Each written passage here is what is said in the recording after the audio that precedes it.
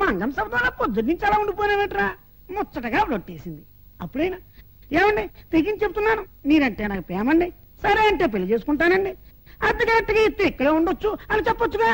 అని ముందు కూర్చున్నా నేను నోరు పెగలదేట్రా. అయితే నేనేం చెప్పలేదా? మరి వినపడలేదులే.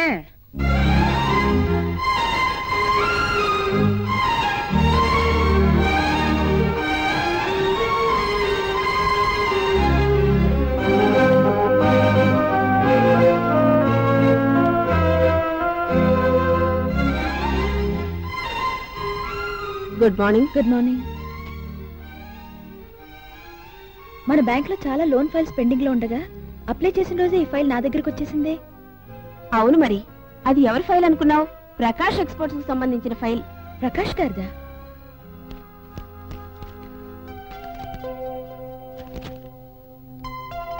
ఏంటిది అంతా బ్లాంక్ గా ఉంది? కావలసిన సెక్యూరిటీ డాక్యుమెంట్స్ ఏవి జెన్యూన్ గా లేవు. అయినా కింద వాళ్ళందరి సంతకాలు అయిపోయాయి. అవును, అది మన బ్యాంక్ లో జరిగే రెగ్యులర్ ప్రాసెస్. అదేంటి, ఎంత పెద్ద మనిషి అయితే మాత్రం సెక్యూరిటీ డాక్యుమెంట్స్ కరెక్ట్ గా లేకుండా లోన్ శాంక్షన్ చేయాలా? రేపు ఏదైనా ఎంక్వైరీ వస్తే మన చిన్న వాళ్ళకే చుట్టుకుంటాయి, పెద్దవాళ్ళు బానే ఉంటారు. నేను ఈ ఫైల్ యాక్సెప్ట్ చేయట్లేదు.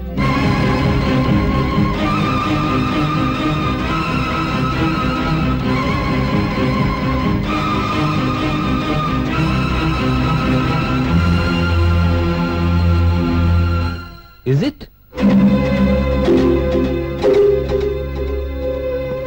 Good morning. Good morning. ఎవరు? మేము చరిష్మా ప్రైవేట్ లిమిటెడ్ కంపెనీ నుంచి వచ్చాం. ఓహో, చెప్పండి. మా లోన్ ఫైల్ ని మీరు అబ్జెక్ట్ చేసినట్టు కదా మేడం? కాదు, అది అబ్జెక్ట్ చేసేలా మీరు అప్లై చేశారు. ఇదంతా మామూలుగా జరిగేదే. మాది చాలా జెన్యూన్ కంపెనీ. మీ ఒక సైన్ వల్ల ఆల్రెడీ కన్స్ట్రక్షన్ లో వర్క్ ఆగిపోయి లక్షల లాస్ వస్తుంది.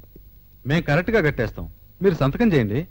సెక్యూరిటీ డాక్యుమెంట్స్ క్లియర్ గా ప్రొడ్యూస్ చేయందే నేను సంతకం పెట్టను. మేడం, మాతో గొడవ పెట్టుకుంటే మీ బ్యాంక్ గుడ్ విల్ దెబ్బతింటుంది. ఇలాంటి లోన్స్ ఇస్తే బ్యాంక్ దివాలా తీస్తుంది. మా బాస్ జనరల్ మేనేజర్ గా ఉన్నప్పుడు వేసిన డిపాజిట్ తో మీకు ప్రమోషన్ వచ్చిందని మర్చిపోకండి. అలాంటి సిన్సియరిటీ ఉన్న మనిషి చేయాల్సిన పని కాదు ఇది. మీరిచ్చే లోన్ కోసం కాదు, ట్రేడ్లో ఇది మా ప్రెస్టేజ్. సంతకం పెట్టండి, మీకు ఎంత కావాలన్నా ఇస్తాం. Shut up and get out. What is this? ఆయన ఎంత ఇన్ఫ్లుయెన్స్ ఉన్న మనిషి. ఇలాంటి వాళ్ళ సపోర్ట్ వల్లే మన బ్యాంక్ రెప్యుటేషన్ పెరుగుతుంది. ఇంత చిన్న విషయానికి ఇంత రప్చర్ చేసావేంటి? ఇవన్నీ రొటీన్ గా జరిగే విషయాలు. ఆయన ఈవేళ సింగపూర్ నుండి వస్తున్నారు. ఇది నువ్వు ఆపు చేయడం వల్ల ఆగిపోదు. నా పవర్స్ ఉపయోగించి నేను చేయగలను, కానీ స్టాఫ్ అందరికీ రివల్ అయిపోయిందే. అందుకే ఓ పని చెయ్యి, దాన్ని నువ్వే రీరైట్ చేసి ఫైల్ అంతా ఆయనకి ఫేవర్ గా ఒకేచ్చి. I'm sorry sir.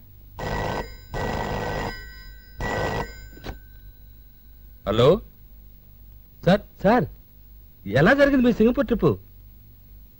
అది చిన్న ప్రాబ్లం, అది నేను చూస్తాను.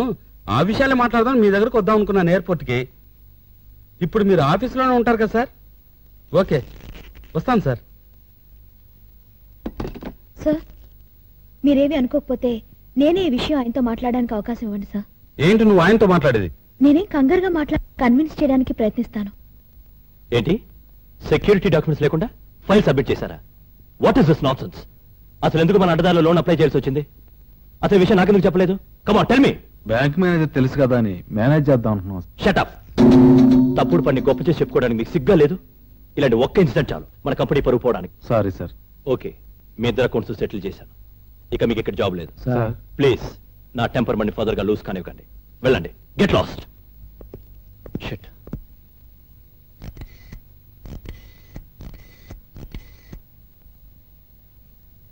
Is it Meena bank? I'm Prakash. Good morning. Sorry manager గారు, మా లోన్ క్యాన్సిల్ చేయండి. నో నో నో, దీని గురించి మీరు వరి కానక్కర్లేదు. ఇక ముందు కూడా మా వాళ్ళు ఏదైనా తప్పు చేస్తే మీరు యాక్సెప్ట్ చేయకండి. Good morning. హలో దారిని, come on come on come on, please sit down. Thank you. చూసి చాలా లేదు కదా, ఏమిటి ఇలా వచ్చారు? మళ్ళీ డిపాజిట్స్ ఏమైనా? నేను మీ దగ్గరకు వచ్చిన పని మీరే సాల్వ్ చేశారు. అది సరే, మీ బ్యాంక్ లో నా ఫైల్ రిజెక్ట్ చేశారు, అది ఎవరు? నేనే. మీరా? చూసారా, ఒక్క 2 days నే ఊళ్ళో లేకపోయేసరికి ఎలా మిస్ మేనేజ్ చేశారు. మా వాళ్ళు మిమ్మల్ని చాలా దురుసుగా మాట్లాడారంట. ఏమనుకోకండి. ఏమండోయ్, ఆ రోజు రైల్వే ప్లాట్ఫామ్ మీద నేను మీ పరువు కాపాడాం కదా, దానికోసమైనా. పర్వాలేదండి, ఆ ఫైల్ మీదని తెలిసినప్పుడే అనుకున్నాను ఇది మీకు తెలిసి జరుగుండదని. కానీ పాపం వాళ్ళని ఉద్యోగం నుంచి తీసేయడం ఎందుకండి? సారీ, నా పర్సనల్ డెసిషన్ లో ఇతరుల ఇంటర్ఫియరెన్స్ నే ఒప్పుకోను. My decision is final. తాతల నాటి క్షేత్రములెల్ల తెగ నమ్మి దోసిళ్లతో తెచ్చి పోసినాను. మా అమ్మాయికి ప్రమోషన్ వచ్చి జీతం పెరిగితే ఒక కొబ్బరికాయ కొడతానని మొక్కున్నాను. పోయిన శివరాత్రికి తీసుకెళ్ళిన కొబ్బరికాయకే డబ్బు ఇవ్వలేదు తమరు. వచ్చే శివరాత్రి వరకు ఎవరికి అప్పు ఇవ్వకూడదని నేను మొక్కుకున్నాను. చెల్లియో చెల్లకో తమకు చేసిన ఎగ్గులు సైచిరందరం తొల్లి.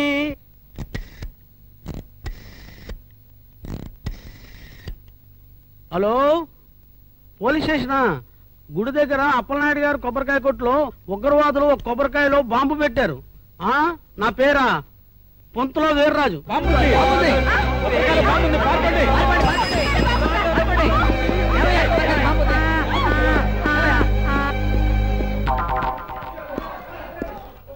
ఏంటి అలా వెళ్ళిపోతారేంటి? చూడండి ఆ బాంబు ఎంత ఉందో ఏంటో.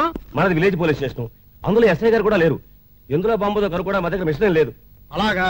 అయితే మన ఊరు ప్రజల కోసం నేనే త్యాగం చేస్తాను. ఎందులో బాంబు ఉందో నేనే కనుక్కుంటాను. శంకరా,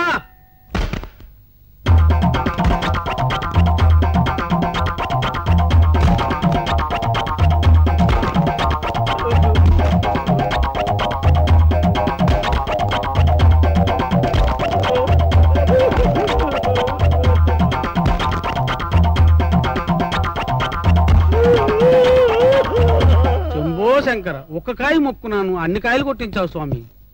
ఏదో ఫోన్ చేశాడో బాంబు ఉందని. బాంబులలో పోయి పోలీసుల్లో పోయారు. పదండి పదండి. నా కొబ్బరికాయలో బాగుందని ఎవరు ఫోన్ చేశారు? వాడు ఎవడో చెప్తాడు 2 రూపాయలు. నేను పోలీసులు ఫోన్ చేయడానికి ఫోన్కి 2 రూపాయలు అయింది. ఓహో అదే. ఏంటి చెప్పు. చెప్తానని చెప్పకుండా ఎంతసేపు నీళ్ళతో? ఏంటిది? బ్యాంక్ లోన్ గురించా? అబ్బే అది కాదండి, చాలా ముఖ్యమైనది. చాలా రోజులుగా మీకు చెప్పాలనుకున్నది. మీరేమనుకున్నా సరే నేను చెప్పాల్సింది చెప్పేస్తానండి. మీరేమీ అనుకోరు కదా? అసలు నువ్వు నోరు తెరిస్తేగా నేను ఏదైనా అనుకోవడానికి. నాకు బ్యాంక్ టైం అవుతుంది. అడిగేస్తానండి. ఇప్పుడు మీరేమనుకున్నా సరే. ఆటో మధ్యపాలెం వెళ్ళాలా? మీటర్ ఇవాళ మీటర్ ఏమండి? హాలిడే. వెళ్ళండి. అదండి మేడం, ఈ రోజు ప్రకాష్ గారి బర్త్డే. మీతో ఏదో ముఖ్యమైన విషయం మాట్లాడాలని కారు పంపించారు. మీరు వెళ్ళండి. ఏదో ముఖ్యమైన విషయం అంటున్నారు కదా, మీరు వెళ్ళండి. నేను రేపు చెప్తాను. మీరు వెళ్ళండి.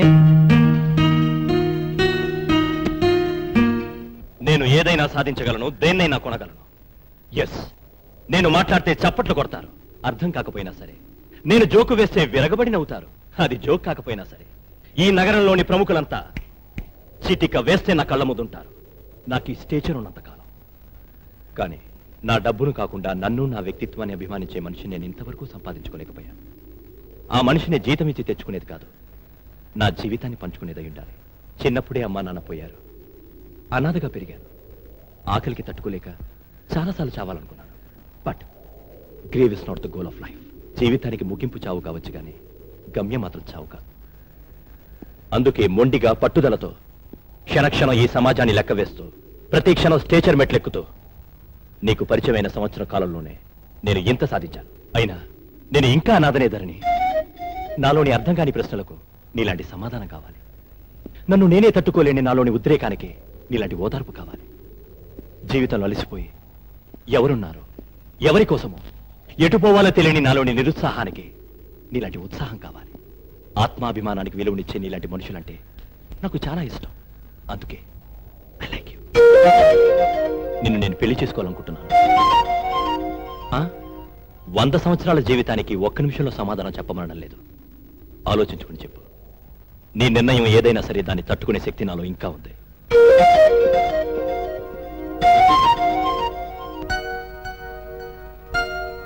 సూర్య, నువ్వంటే నాకు అభిమానం, ఏదో తెలియని ఆత్మీయత.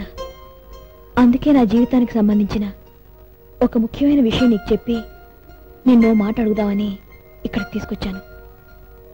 నేను ఆ విషయం గురించి చాలా రోజులుగా మాట్లాడాలనుకుంటున్నాను. ఏంటి చెప్పు. వద్దండి, ముందు మీరు చెప్తున్నారు కదా, ఆ విషయం ఏదో మీరే చెప్పండి. నేను పెళ్లి చేసుకోవాలనుకుంటున్నాను. ఏంటి నవ్వుతున్నావు? ఈ విషయం ఇలాగే మీరు నాకు చెప్తారని ఎప్పుడో తెలుసండి. అదేంటి నేను ప్రకాష్ని పెళ్లి చేసుకోవాలనుకోవడం నీకెలా తెలుసు? ఏంటి ఆలోచిస్తున్నావు? ఏం లేదండి. అది సరే, ఈ విషయంలో నీ ఉద్దేశం ఏమిటి?